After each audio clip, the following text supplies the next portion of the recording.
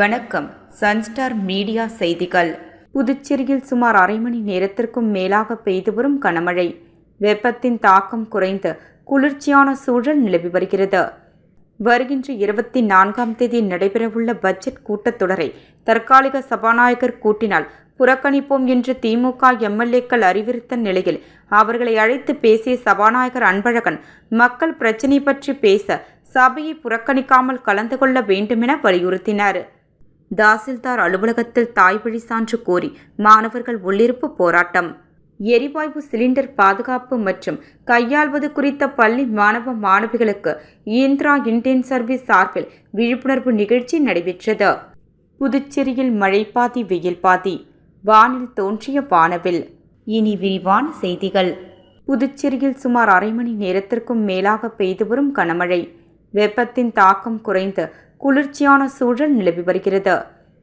கீழ்மட்ட வளிமண்டலத்தில் தற்போது பலவீனமான காற்றழுத்த தாழ்வு பாதை நிலவி வருவதால் புதுச்சேரி மற்றும் தமிழக கடலோர மாவட்டங்களில் மழை பெய்யக்கூடும் என சென்னை வானிலை ஆய்வு மையம் எச்சரிக்கை விடுத்திருந்தது. அதன் அடிப்படையில் புதுச்சேரியில் கடந்த சில தினங்களாக வெயில் வாட்டி வதைத்தது. இன்று மாலை திடீரென அரை மணி நேரத்திற்கும் மேலாக கனமழை பெய்து வருகின்றது. இந்த கனமழை காரணமாக வெப்பத்தின் தாக்கம் குறைந்து குளிர்ச்சியான சூழ்நிலை நிலவி வருகிறது. மேலும் தொடர் கனமழையால் வாகன ஓட்டிகள் முகப்பு விளக்குகளை எரியவிட்டபடி சாலையில் செல்கின்றனர். புதுச்சேரி மாநிலம் முழுவதும் பெய்து வரும் தொடர் கனமழை காரணமாக தாழ்வான பகுதிகளில் மழைநீர் தேங்க தொடங்கியுள்ளது. வருகின்ற 24ஆம் தேதி நடைபெறவுள்ள பட்ஜெட் கூட்டத்தொடரை தற்காலிக சபாநாயகர் கூட்டினால் புறக்கணிப்போம் என்று திமுக எம்எல்ஏக்கள் அறிவித்த நிலையில் அவர்களை அழைத்து பேசிய சபாநாயகர் அன்பழகன் மக்கள் பிரச்சினை பற்றி பேச சபையை புறக்கணிக்காமல் கலந்து கொள்ள வேண்டுமென வலியுறுத்தினார். புதுச்சேரி ரங்கசாமி தலைமையிலான ஆட்சி அமைய பெற்று 3 மாதங்களுக்கு மேலாக உள்ள நிலையில் இதுவரை நிரந்தர சபாநாயகர் நியமிக்கப்படவில்லை. இந்த நிலையில் வருகின்ற 24ஆம் தேதி துணைநிலை ஆளுநர் உரையுடன் பட்ஜெட் கூட்டத்தொடர் தொடங்க உள்ளதால் தற்காலிக சபாநாயகர் அன்பழகன் அறிவித்திருந்தார்.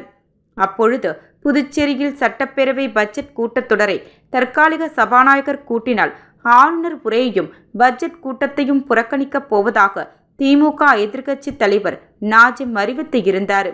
இந்த நிலையில் சட்டப்பேரவை வருகின்ற 24ஆம் தேதி கூடுவதற்கான அனைத்து ஆயுத பணிகளும் நடைபெற்று வருகின்ற நிலையில் இன்று திமுக சட்டமன்ற உறுப்பினர்களை சபாநாயகர் அன்பழகன் அழைத்து பேச்சுவார்த்தை நடத்தினார்.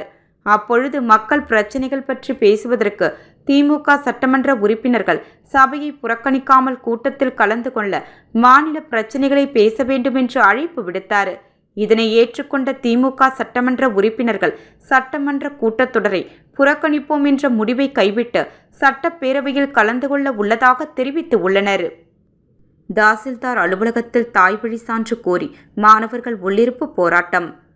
ஆர்டிஓ அலுவலகம் அருகில் உள்ள தாசில்தார் அலுவலகத்தை முற்றுகையிட்டு கல்லூரி மாணவ மாணவிகள் நேற்று மாலை திடீர் உள்ளிருப்பு போராட்டத்தில் ஈடுபட்டனர். தாய்வழி சான்று கேட்டு பல நாட்களாக மாணவர்கள் போராடி வரும் நிலையில் அதிகாரிகள் எதையும் காதில் வாங்காமல் உரிய சான்றிதழ்கள் தராமல் அலைக்கழிப்பதாக கூறப்படுகின்றது. மேலும் தாய்வழி சான்று இல்லாத காரணத்தினால் மாணவர்கள் கல்லூரிக்கு செல்வதிலும் தற்போது நடைபெற்று வரும் சென்டாக் சேர்க்கை நடவடிக்கைகளிலும் பல்வேறு சிக்கல்களை சந்தித்து வருவதாக மாணவர்கள் தரப்பில் குற்றம் சாட்டப்பட்டுள்ளது. தாய்வழியில் ஜாதி சான்றிதழ் வழங்கலாம் என்று உச்சநீதிமன்றமும் தீர்ப்பு வழங்கிய பின்னரும் புதுச்சேரி அரசு தொடர்ந்து மாணவர்களை அலைக்கழித்து வருவதாக கண்டித்து இந்த போராட்டம் நடத்தப்பட்டது. இக்கோரிக்கைகளை வலியுறுத்தி தாசில்தார் அலுவலகத்தில் நடைபெற்ற இப்போராட்டத்தால் அப்பகுதியில் சிறிது நேரம் பரபரப்பு நிலவியது. இதற்கிடையே வரும் 24ஆம் தேதி பெரியார் சிந்தனையாளர் இயக்கம் சார்பில் புதுச்சேரி சட்டப்பேரவை முற்றுகை போராட்டம் நடைபெற உள்ளதும் குறிப்பிடத்தக்கது. எரிவாயு சிலிண்டர் பாதுகாப்பு மற்றும் கையாள்வது குறித்த பள்ளி மாணவ மாணவிகளுக்கு இந்திரா இந்தியன் சர்வீஸ் சார்பில் விழிப்புணர்வு நிகழ்ச்சி நடைபெற்றது. புதுச்சேரி லாஸ்பேட்டை பண்டிட் துரைசாமி உயர்நிலைப் பள்ளியில் இந்திரா இந்தியன் சர்வீஸ் சார்பில் சமையல் எரிவாயு சிலிண்டர் கையாள்வது மற்றும் பாதுகாப்பு குறித்த விழிப்புணர்வு நிகழ்ச்சி நடைபெற்றது. இதில் 100க்கும் மேற்பட்ட மாணவ மாணவிகள் கலந்து கொண்டனர். இந்நிகழ்ச்சியில் இந்திரா இண்டேன் உரிமையாளர் திரு பரசுராமன் அவர்கள் சிறப்பு விருந்தினராக கலந்து கொண்டு இதில் பள்ளி மாணவ மாணவிகளுக்கு சமையல் எரிவாயு குறித்த விழிப்புணர்வு உரையாற்றினார். மற்றும் உழவர்கரை மகளிர் நுகர்வோர் குழு தலைவி திருமதி திலகவதி எரிவாயு குறித்த செயல் விளக்கம் செய்து காட்டினார். இதில் தலைமை ஆசிரியர் திருமதி உஷா நன்றி உரை ஆற்றினார். மற்றும் ஆசிரியர்களும் மாணவ மாணவிகள் இதில் கலந்து கொண்டு பயன்பெற்றனர். புதுச்சேரியில் மழை பாதி வெயில் பாதி, வானில் தோன்றிய வானவில். புதுச்சேரியில் காலை முதலே வெயிலின் தாக்கம் அதிகமாக காணப்பட்டது. மாலை நேரத்திலும் நகர பகுதிகளில் வெப்பம் நீடித்த நிலையில் முருகப்பாக்கம் பகுதியில் திடீரென மழை பெய்தது. ஒரு புறம் வெயில் சுட்டெரித்து கொண்டிருக்க, மறுபுறம் மழை பெய்ததால் வெயில் பாதி மழை பாதி என்ற வித்தியாசமான சூழல் ஏற்பட்டது. இதனிடையே வானில் அழகிய வானவில் தோன்றியது. வெயிலும் மழையும் ஒரே நேரத்தில் காணப்பட்ட இந்த காட்சி அப்பகுதி மக்களின் கவனத்தை ஈர்த்தது. மாலை நேரத்தில் திடீரென பெய்த மழையுடன் தோன்றிய வானவில் புதுச்சேரியின் வானை சிறிது நேரம் வண்ணமயமாக்கியது. புதுச்சேரி லாஸ்பேட்டையில் நள்ளிரவில் டியூஷன் ஆசிரியரை வெடிகுண்டை வீசி கொல்ல முயன்றவர் அதே வெடிகுண்டு வெடித்ததில் பலத்த காயமடைந்தார். இச்சம்பவம் அங்கு பெரும் பரபரப்பை ஏற்படுத்தியுள்ளது. புதுச்சேரி ரெட்டியார்பாளையம் பகுதியை சேர்ந்தவர் பிரேம்குமார். ஆசிரியரான இவர் புதுச்சேரி கிழக்கு கடற்கரை சாலை கபிலன் நகரில் இரும்பு கம்பி விற்பனை கடை அருகே வாடகை வீட்டில் டியூஷன் நடத்தி வருகின்றார். இவருக்கும் புதுச்சேரி ரெயின்போ நகரை சேர்ந்த ரவீந்திரன் என்பவருக்கும் இடையே தனிப்பட்ட முறையில் முன்விரோதம் இருந்து வந்துள்ளது.